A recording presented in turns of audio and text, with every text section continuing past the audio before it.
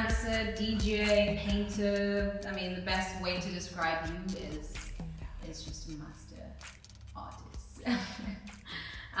You've been in Bali since what, the 90s? No, not that long.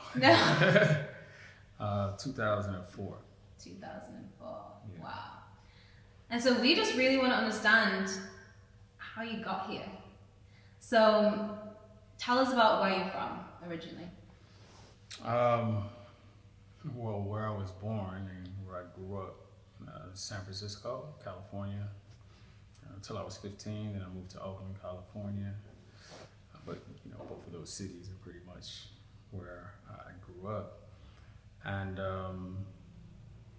it's a long history, which is not really relevant for right now. But how I got here is pretty interesting. So 2003, I was in a bookstore in San Francisco, and this woman comes up to me, and very fair-skinned woman, long black hair. I thought she was a white woman until she spoke. Totally black, but just very, very fair-skinned, one of those could pass. And she was like, "You got some real strong spirit guides around you, and they're communicating with me to talk to you." And I'm like, all right. I mean, I was already on my journey, so I'm open to these things. But then she took out a card and gave it to me, and I looked at the card, and it was like clairvoyant and said tarot readings.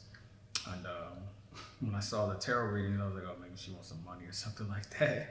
And as soon as I had the thought, she was like, don't worry about any money. This is really important. So if you have time, let's meet and have some stuff to speak about. I was like, all right. And at that point, I never had a tarot reading before. So we ended up meeting the next day and spoke about a lot of things that was happening in my life at that time. And then towards the end of the session, she was just started channeling down information. She was just like, they're showing me that you're gonna come into some money soon and you're gonna do a lot of traveling. And then she mentioned Australia and this word Darug.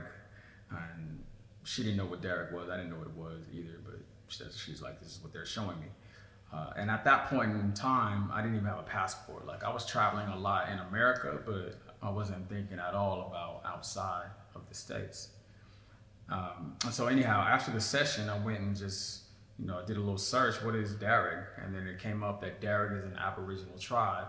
And what is now Sydney in Australia is that tribe's land, or was that tribe's land. And so I was like, all right, cool. It didn't really have any relevance for me. I wasn't thinking about Australia again. Didn't even have a passport. So, but anyhow, maybe 2 months later, I came into some money enough where I can really travel wherever I wanted to go. So I was like, well, I'm gonna go a little adventure and just go down to Australia, see what's happening there. And so got a passport, and I was like, I'll do it as a birthday present to myself. So that was in June, the end of June. And so I was like, I'm not gonna just go straight to Sydney. If we're gonna be on this side, I'm gonna go some other places. So booked a ticket to go to Thailand first, and then my travel agency, she was like, if you want, you can have an extra stop for free between, just as long as it's the same route, and between Thailand and Sydney. So then I did a little search. That's how I found out a website was talking about Bali. I was like, that was cool. I'll go check it out. I ended up coming here, stayed for 10 days, and just had a wonderful time. Really, really expansive experience all around. It was great. And so that's how I initially got introduced to this island. And I ended up going to Sydney, then I went to Fiji, then back to San Francisco. Came back to Bali two months later, and then ended up getting connected. While I was here, I got an email from a friend who was Japanese American, and she was like, I'm doing some work with a Japanese organization, and would you like to be a part of this tour? And basically fly to Japan and then get on this activist-themed cruise ship and sail from Japan to India. I was like, hell yeah. And it was funny because I felt it too at that. I was like, at some point I'm gonna be going to Japan. I had a lot of friends who were going and performing in Japan. And I was like, at some point I'm gonna go. And so let me get a jump start. And I enrolled in a class and started studying the language and learning something. And then I finished the first introductory course, and then I enrolled into a writing course so I can learn some of the hiragana. And while I was in that course is when I came back to Bali for just a week, and got that connection to go to Japan. And so did that tour, and when I came back to San Francisco, it was like the top of 2004, and the Super Bowl had just happened, like at the time, like and there was the one with Justin Timberlake and Janet Jackson. I don't know if you remember that or not, where he took her and the nipple, and her nipple was exposed. And there was this big hoopla about it, right? So I got back the day after that, so that shit was all over the news. Like everybody was talking about it, and I just came back from a week in India with hella activists. It was the World Social Forum that was taking place. So I ended up performing in the World Social Forum, doing workshops. There was like NGOs and nonprofit organizations from all over the world bringing their different, issues to the table. Documentary screenings, protests through the streets, dope performances, workshops with hella youth who were just really activist minded. And then to go back to America, and this was the biggest thing in the news, this whole Janet Jackson thing. I was just like, what the hell is wrong with this place, right? And so really it was that moment I was like, I gotta go spend some time somewhere else, like soak it up, not just hop and stay little short stays or whatnot, but really like soak up a spot. And so I ended up coming here for 5 months. And after that 5 months, I went back to San Francisco, and just my whole perspective was just different. 2 weeks later, came back and just didn't go back for like 5 years. Wow. Yeah. And so, what was Bali like back then compared to now? Well, I'll say compared to now, like maybe a couple of months ago before, because now it's getting back to this whole tourist thing and people starting to come in. But back then, Bali hadn't blew up yet. It wasn't like on everybody's map. In fact, just people being able to travel a lot, like just becoming the thing, hadn't even got big yet. And at least from my community, I can't speak for every community, but folks weren't going out that I knew. Certain folks, but for the most part, people weren't just traveling like they are today. Anyhow, then the community of people who were here, who were not from here, was much smaller. The options of what can be done was much smaller. There was like one hip hop club at the time. One was there, and then another one just opened in Barco, which was like a main hip hop and R&B club. The other one was like top 40, so they played hip hop, but they played a bunch of other shit too. So this one was just like a strictly hip hop and R&B spot. It's called Embargo.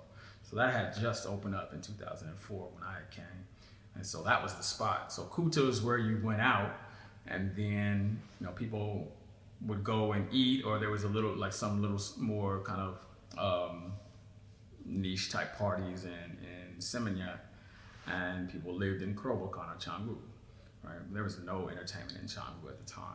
No entertainment in Kerobokan. You went into Kuta or to Seminyak to go out. And the hip hop scene was just budding, so everybody, all the kids were young. They were all teenagers, 14, 15, 16. And you had a few DJs who were a little bit older who were getting into the culture, but not really knowing the culture, right? Like knowing the culture, just having an appreciation for it, liking it on a particular level, draw to it, but not really knowing what it's about in essence. And so a big part of what kept me here this long was like providing that knowledge, because I started just naturally working with some of the youngins who were getting into b-boying, so most of the kids who were getting into the breaking and the dance aspect. And you had a couple cats who were trying to pick up the mic or whatnot, but not really yet. I was the first MC on the mic doing stuff. And I started DJing here. So I brought all my music when I came, and it was CDs at the time. So I brought all my CDs, and CDJs had just jumped off. So I was I started playing just because nobody was playing the music I had. And so I brought a bunch of dance hall, went down to Apache, the reggae spot. Like, hey, y'all need to listen to this, because they were just Bob Marley'd out. That's all they would play is Bob Marley. And they were looking at me the locals would look at me all funny for playing this dance hall. Where's the Bob? Where's the Bob? But eventually, they got into it. Started doing soul music parties, hip hop parties, and then whenever new stuff would come out, the manager from Embargo would say, "Hey, come and play a set." So because he knew I would always play the new stuff, and then the DJs would hear what was the new stuff, what I was playing. So This was like Black Eyed Peas just starting to come up era, so I was introducing that aspect. Or T.I., some of the Dirty South stuff was starting to come up, but it wasn't hitting here yet because it was too slow for this crowd. But over time, of course, it got into it. All the trap stuff, they weren't even up on that yet. So just providing all aspects of the culture, the dance, the mic, hopping on the one and twos, and MCing events. Then later on, developing my own events where it was like more eclectic arts oriented, bringing different aspects of arts, photographers, gallery stuff, fly bands, things like that, and just expanding from there. The community was much smaller though. Mm-hmm. So pretty much everybody had a lane and people knew what people's lanes were. Yeah, it's almost hard to like imagine what that used to be like, compared to now where there's all these cafes and clubs and all the things, events happening every day. Sure. But yeah, I'm curious to know, because it sounds like everything was obviously a lot smaller, but there was that like tight community as well, which sounds awesome. But there must have been some challenges. You're a Black man, you've come to Bali. I don't know if you spoke the language, so what were some of the challenges that you had faced when you first came here, and how did you overcome those challenges? Sure, yeah. It was, so less people spoke English, for one, at that time. So there was the language thing, plus being like, really there was maybe, I think there was 4 Black people to my knowledge at the time. And I was the only one who was out in the scene. The other ones were like kind of in the cut. Some couple were social, but not really like out there like I was, because I was like in the front doing stuff. So, and then, the experience of a lot of people just never seeing someone who looked like me, period. Their only reference point was media, whatever they got through media images. So I got the spectrum of experiences. You got people who would be like, they approach you, be like, yo, what's up, man? They like put this whole thing on. I'd be like, peace. But they'd be like, because that's what they saw in the media. Like, they think of us greeting, like that's just how we say hello. Yo, what's up, man? And all that. Everybody thinks you're from New York at that time. Because that's another only reference point. They look at movies and everybody's New York. It's always New York, New York. And so they think all Black people in America, not they as in everybody, but many people would have this impression that all Black people in America live in New York. and maybe LA, but I never heard anybody say LA. It's always New York. And then, then you get people who project their stereotypes on you, who would be like scared. Not so much in Bali as when I went to Jakarta and other places, where they would literally like freak out and kind of run. They would run like you were like a monster or something like that. And then there was the daily, whenever I would be on the bike, just, pull up to certain spots, and everybody, you're always the butt of somebody's joke. They tap, point, everybody starts laughing. Always, every day, somebody's pointing, like, go to Denpasar, then it gets a little bit more disrespectful, depending on where you are as a level. If you go out into the villages, like the kids, they'll be like, Papua, Papua, Papua. They think you from Papua. And, but it was constant, so, and stares, constantly staring, so I had to adjust in that sense. In the beginning, it was like, because, coming from the Bay, and particularly the community I grew up in was very, conscious in terms of culture and people projecting things onto you and the misconception of these things. So I was very aware of that, but I also had to understand and not take it personal. Just really look at it like they don't know. They just don't know. Their only reference point has been from media, and how has media treated us for the most part? Not so great. In fact, how I ended up like really coming to love Bali was due to some racist shit. It was like, I'll try to condense the story. It's a little bit lengthy, but I'll condense it. So when I arrived in Bali that first time, and I was walking to the beach I just booked a hotel in Kuta, like everybody who don't know what they're doing does. does generally. So I was walking and I just came. I didn't try to get any research or nothing. I just came like, all right, that looks cool. I'll go check it out. So I booked when I got here, and then I just bought a little travel guide, and I was walking to the beach, and then this cat comes up to me. He's like, hey, what's going on? What you doing? Where you going? I'm like, I don't really know. I'm just trying to figure it out right now. He's like, hey, well, if you rent a motorbike, I'll take you wherever you want to go. I'm like, all right, okay. How much does it cost or what? He's like, oh no, don't worry about it. It's all good. I got time today, so I just want to go out. So if you want to go, just rent a bike. Let's go. I'm like, all right, cool. So rented a bike, hopped on, and we just rode out. Just he showed me a couple cool spots. He introduced me to some of his friends. It took me a little cut spots. Anytime I wanted to buy something, he'd look out and make sure I wasn't getting jacked. And we had a good day. And so he took me back to the hotel afterwards, and he's like, so tomorrow we meet up and go again, right? I'm like, all right, let's do it. But I'm like, how much do you want? He's like, oh no, don't worry about it, it's all good. It was fun today, I want to do it again. All right, so we did it again and came back, same thing. So for like a week we were just riding out, and each time going to different spots around the island. And so yeah, like 5 days into to just riding out, we was up in Kintamani, up in the mountains, and we was just sitting, and then he asked me, he was just like, you know what, you know why I approached you and said I want to take you out and not ask you for any money? So I'm like, nah, why'd you do that? He's like, I take tourists around all the time. I take tourists from Australia, I take tourists from Europe, sometimes from America. And I always want to know, how are black people in your country?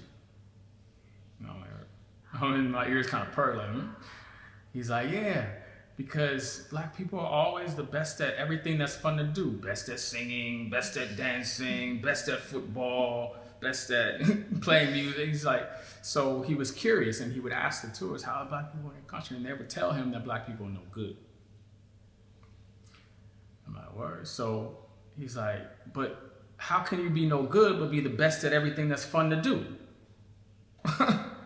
And so it wasn't computing for him. So he approached me because he wanted to see for himself. So he was taking me around, like sizing me up for a week, because he wanted to see, because it didn't compute for him the stuff that these people were saying to him. And I was just like, damn, that's crazy. And interesting how experiences weave to create something. So me being here is really due to the ignorance of other people, but also the intelligence of him to realize that, hey, they're just giving their opinion. I gotta have my own experience because that don't sound right. And him trusting that and going with that. And then I had the most wonderful time and a great time. And so on and so forth, come back, and here I am still here. Damn near 18 years later. Wow.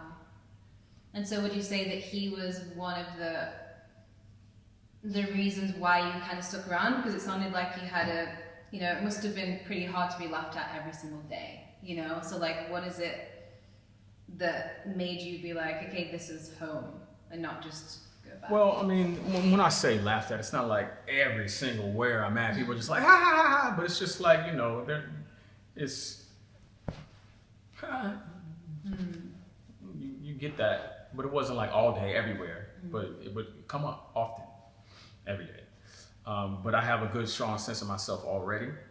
And also I was thinking, it was like, man, it made me reflect on, like, if this was like, the 50s or the 60s, it's nothing. Yeah, they were getting beat. Our ancestors were getting beat in these situations. To be laughed at on some joke shit, that's nothing, whatever. So over time it builds up, and then I need to take a break from all this shit. But they're just little pebbles, ultimately, to me. They don't have no real effect. But there was also little other things that would take place with local. Again, people be jealous, especially like interacting with women, because I don't need to like get at women. I'm never the person like I'm trying to get at every girl. I just have friends, and so I have a lot of female friends. with jealous ass guys around who think something, right? So there's been situations where that jealousy just leaped out and had to be called out. Yeah. Yeah, and then, you know, being in certain social environments and having confidence in what I do and being, you know, gifted with the ability to do it versus someone who wants that light but doesn't have that ability. So situations like that will pop up. Not too often, but they will pop up. Especially traveling and performing in different places in Jakarta and other places around Indonesia. I would experience these things. Yeah. Yeah. So you're, I don't know, correct me how to say this, but you're a master of Qigong or Qigong master? I practice Qigong, I teach Qigong. I don't call myself a master. I've been doing it for 10 years or so. I mean, I have a degree of ability with it. But then, you know, I look at like my teacher and be like, that's the master right there. So could you tell us a little bit like what it actually is? So Qigong is essentially the cultivation of the ability to move your life force energy. So everything has a life force. The environment has a life force energy to it. We get energy we get chi. Chi is the life force. We get it from the foods we eat, what we drink. So it exists in everything and also within us. And so the Qigong is just learning how to manage that and to move that in our body and then at higher degrees outside of the body when necessary and how. So there's different aspects of Qigong, and there's martial Qigong, which people have seen, most familiar with in terms of seeing it, like you see it in Kung Fu movies. Anytime you're seeing, like, you know, they're breaking something or they're using a lot of power that's just beyond normal physical power, they're utilizing their Qi in order to empower the punch or the kick or some defense to block. And then there's like medical Qigong, which is what I've studied, which is using Qi in order to keep the body sustained and healthy, and if sickness starts to come on, how to manage that and to heal oneself. There's Qigong that's related to consciousness and expansion of one's, perception and awareness in a spiritual sense. So yeah, there's scholarly Qigong. There's all different types of Qigong. But essentially it's just the skill of cultivating your life force. And it takes time. It's not something like you just do it. I say, boom, now I got it. Now it takes consistency and practice. The 2-week crash course. No, a 2-week course will give you a proper, if it's correct, a good course, of course, will give you a proper foundation for you to now start cultivating your practice. Now you can experience Qi really, really simply and easy in one session. It's not difficult to do that, but to do it where you can notice the real effects and changes in your life takes a bit of time. And no, 2 weeks it'll give you the tools. It can give you some awareness, but it's what happens after the 2 weeks which determines how far you're going to go with the Qigong and what you really experience. And what are you trying to achieve with Qigong? Like, what are the reasons why you got into it? Well, I got into it because I've always been attracted to martial arts since I was little. My brother was into it. I took Tai Chi for like 6 months before I started just kind of traveling as an artist. So I fell off that, but I've always been attracted to it. And then, I've always had a meditation practice. So I've had meditation for like 20 years or so. And so when I moved to Ubud, I seen an advertisement for it. And I was like, oh, yeah, check it out. And at that time, like I had a motorbike accident, what really messed up my knee, my tendons behind my knee, my hamstrings, all of it wasn't open. And my mobility was very limited. My ability to squat was not very good.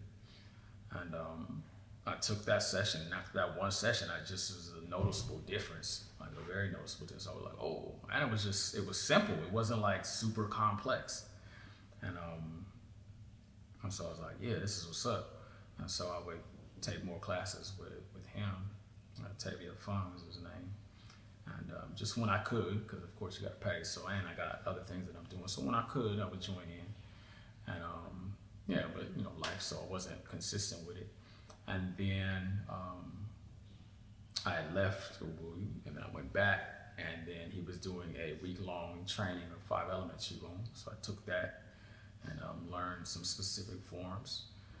But again, it hadn't rooted in fully yet. I was still other distractions and things coming in until a situation happened after about 2 years of kind of inconsistency. A situation just forced me to practice it if I wanted to stay centered and stable. Because of the situation, I needed to be stable. And so I committed that situation plus an inspiration that came from this anime that I loved that I was watching at that time. It's called Hunter x Hunter. And there was a scene with a character who was just super high power where he was training for like a number of years, just one punch. Punches of gratitude. And it was like watching the scene. Anyway, it was super inspirational. And I was like, man, I gotta just commit. And so I committed and I moved near the beach and would go every single morning for 6 months straight, 2 hours. I would go down there and just practice. By that time, my teacher had left, so I would practice what I could remember, and then also just let what my body felt it needed to do or where it wanted to go and let it go there. So I did that for like 6 months. And being committed to that, particularly having the element of water there, having the beach and the land, having the trees behind, having the breeze and the wind, all the elements were there, the sun. And really, really getting in touch with a deeper aspect of how we're connected with nature. And like a very personal connection, not on some, oh, it's beautiful. No, like talking to the water and having the water talk to you, you know. The subtleties of how the wind moves through the space, how it hits the body, what that communication is, you know. The animals, the insects, dragonflies, and how we're connected with all of these things. And when we cultivate ourselves to a certain degree, we're establishing a stronger connection. And when that connection is strong enough, then that communication can take place both ways. Right? Now it's not like dragonflies, like, hey, it starts talking in your ear or something. But the way it moves, if you follow it, it can lead to something that you need to be aware of. Because energetically, things communicate through energy. Everything is energy. And so if there's something that has a specific form that is resonant with where you're at, then a communication can take place.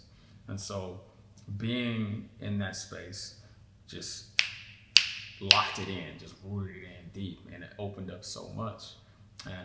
And so then I went to Thailand and did my teacher training after that. Not with the intent to teach, but just to remember what I had forgotten. I wanted to be correct. And as well as to really, really solidify my foundation in the practice. And then from there, keep it going. So I kept it going after that. And then I would just practice, and then I didn't start teaching until like 2 years after my training. And so, what are you trying to accomplish right now? Nothing. Just doing and being and doing. Right? The expansion and the learning is ever continuous. It doesn't stop.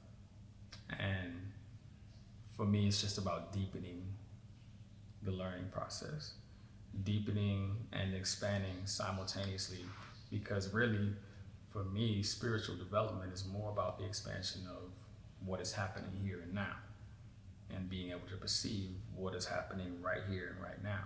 So, in life, of course, we're on a linear time frame that we're working with, past, present, future. So not to say that I don't have any goals that I'm moving towards, but they're not goals where it's like I couldn't tell you, okay, how people sometimes, where do you see yourself in 5 years? Where do you see yourself in 10 years? Man, the way this stuff is going, 2 months, it's just kind of like, that's kind of where I'm at. And I'm looking there. And trusting in the mystery of life and understanding that there's a higher guidance system that's at play. And me, it's more about, if I were to say what I'm looking to accomplish, to be fully merged with that. I could say that, to open up that. So then it's not even, I don't even have to think in an intellectual way of what is the plan? What am I going to do? It's just like be as present and be as open as possible and trusting the mystery and the higher guidance of life, and all the goals will be met. Does that make sense?